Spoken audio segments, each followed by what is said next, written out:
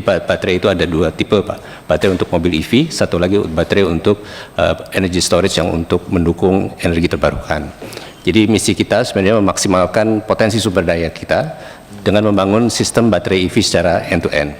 Secara proaktif kita juga harus membentuk pasar. Kenapa begitu, Pak? Kalau kita hanya memproduksi baterai sendiri, tentunya baterai itu harus ada konsumsinya di domestik. Jadi dua hal yang kami lakukan, selain melakukan inisiasi pembuatan baterai, tapi dari segi ekosistem, dari segi demand side-nya harus juga kita lakukan. Kemudian membangun kapabilitas dan memperkuat daya saing untuk menjadi perusahaan kelas dunia. Satu hal ya Bapak Ibu sekalian, bahwa untuk baterai EV ini mungkin sekilas kelihatan sederhana, tapi teknologi investasi yang harus kita masukkan untuk membuat baterai EV ini cukup kompleks dan sangat mahal, dan inilah satu hal yang harus menjadi challenge kita, bagaimana kita memiliki kemampuan untuk menghandle teknologi ini.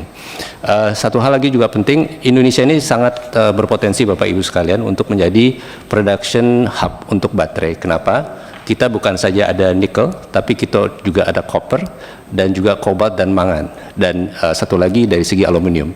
Jadi kita sangat memiliki potensi untuk salah satu pemain terkuat bahkan di dunia, Pak ya, untuk kita melakukan produksi baterai materials ataupun baterainya itu sendiri. Jadi ini sebagai basis untuk kendaraan listrik baterainya bisa, dan juga dari segi OEM-nya. Kolaborasi juga mitra global. Kenapa kita perlu kolaborasi? Karena tadi kami sampaikan investasi yang dibutuhkan sangat besar, teknologi juga diperlukan, dan pasar. Sedikit beralih ke komposisi kepemilikan saham IBC, Bapak Ibu sekalian.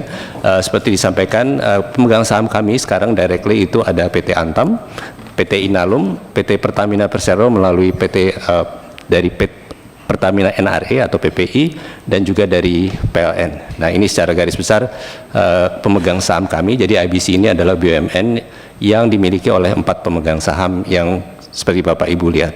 Kenapa seperti ini? Karena memang salah satu hal yang kita lakukan adalah proses hilirisasi dari Antam, terutama nikel, untuk itu bisa kita buatkan jadi baterainya sendiri. Inalum sendiri salah satu potensinya, kalau kita lihat, aluminium merupakan komposisi salah satu yang terbesar untuk baterai EV sendiri.